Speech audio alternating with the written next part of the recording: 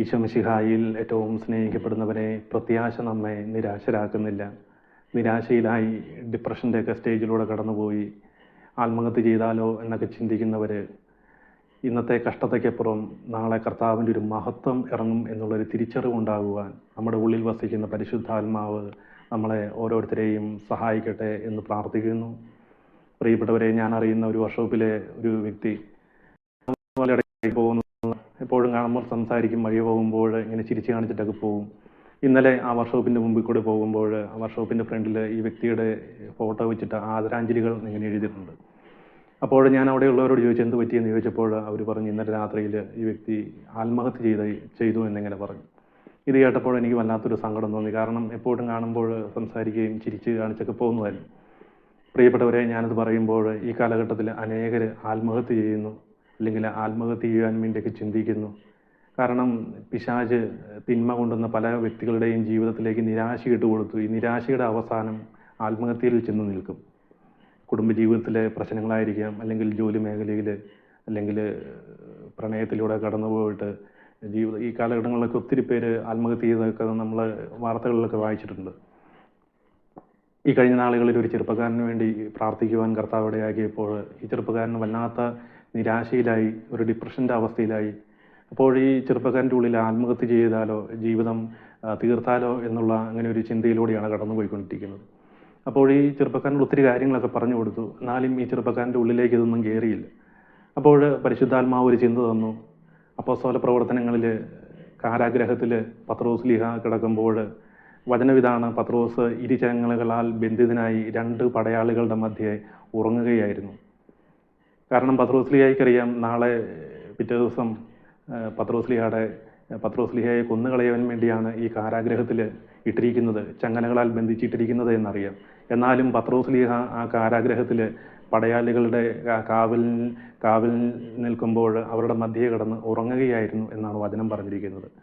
എന്നിട്ട് ഞാൻ ഈ ചെറുപ്പക്കാരനോട് പറഞ്ഞു, ഈ പത്രോസ് ലീഹ ഉറങ്ങുവാനുള്ള കാരണം എന്താണ് എന്നറിയാമോ എന്ന് ചോദിച്ചു.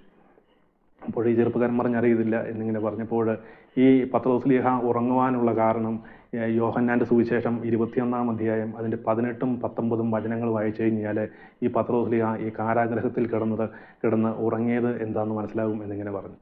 അപ്പോൾ ഈ ചെറുപ്പക്കാരൻ ആ വചനം എടുത്തു നോക്കി. വചനം ഇതായിരുന്നു: പ്രായമാകുമ്പോൾ നീ നിന്റെ കൈകൾ നീട്ടുകയും മറ്റൊരുവൻ നിന്റെ അരമുറുക്കുകയും നീ ആഗ്രഹിക്കാത്തടത്തേക്ക് നിന്നെ കൊണ്ടുപോവുകയും ചെയ്യും. ഏതു വിധത്തിലുള്ള മരണത്താൽ പത്രോസ് ദൈവത്തെ മഹത്വപ്പെടുത്തും എന്ന് സൂചിപ്പിക്കുന്നതിനാണ് ഇത് പറഞ്ഞത്. ഈശോ പത്രോസ് ലീഹയോട് പറഞ്ഞ കാര്യമാണ്. ഏതു വിധത്തിലാണ് പത്രോസ് ലീഹ മരിക്കും എന്ന്. അപ്പോൾ ഈ പത്രോസ് ലീഹയ്ക്കറിയാം ഈ കാരാഗ്രഹത്തിൽ വെച്ചല്ല എൻ്റെ മരണമെന്ന്.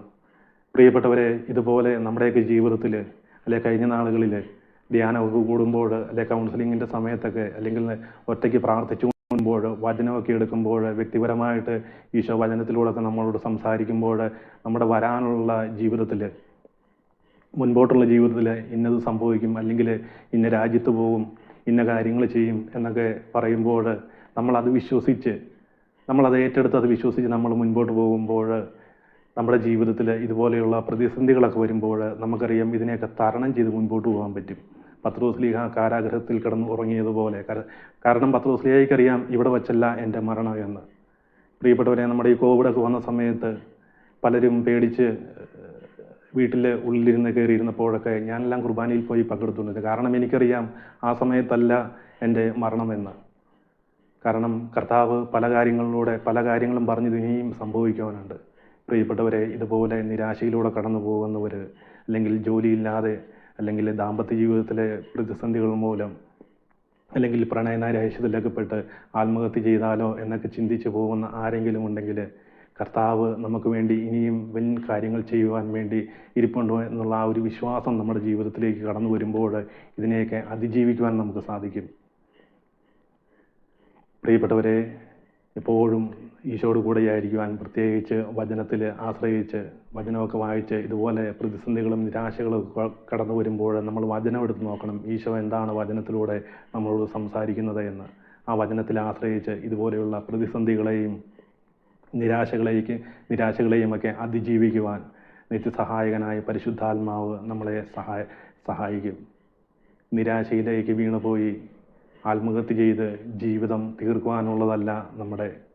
ഇനിയും ഈശോയ്ക്ക് വേണ്ടി ആത്മാക്കളെ നേടുവാൻ, ദൈവരാജ്യം വളർത്തുവാൻ ഈശോ നമ്മളെ ഈ ഭൂമിയിലേക്ക് അയക്കുമ്പോൾ അതിന് പ്രത്യുത്തരം കൊടുത്തുകൊണ്ട് ഈ നിരാശയൊക്കെ കടന്നു വരുമ്പോൾ അതിനെയൊക്കെ അതിജീവിക്കുവാൻ നമ്മുടെ ഉള്ളിൽ വസിക്കുന്ന പരിശുദ്ധാത്മാവിനെ ആശ്രയിച്ച് പരിശുദ്ധാത്മാവിനോടൊത്ത് യാത്ര ചെയ്യുന്നവരായിട്ട് മാറുവാൻ നിങ്ങളെ ഓരോരുത്തരെയും പരിശുദ്ധ അമ്മ മാതാവിൻ്റെ വിമല ഹൃദയത്തിലേക്ക് പ്രതിഷ്ഠിക്കുന്നു. വിശുദ്ധ മിഖായേൽ ദൂതൻ്റെ സംരക്ഷണവും സാന്നിധ്യവും എപ്പോഴും നിങ്ങൾ ഓരോരുത്തരോടും കൂടി ഉണ്ടായിരിക്കട്ടെ.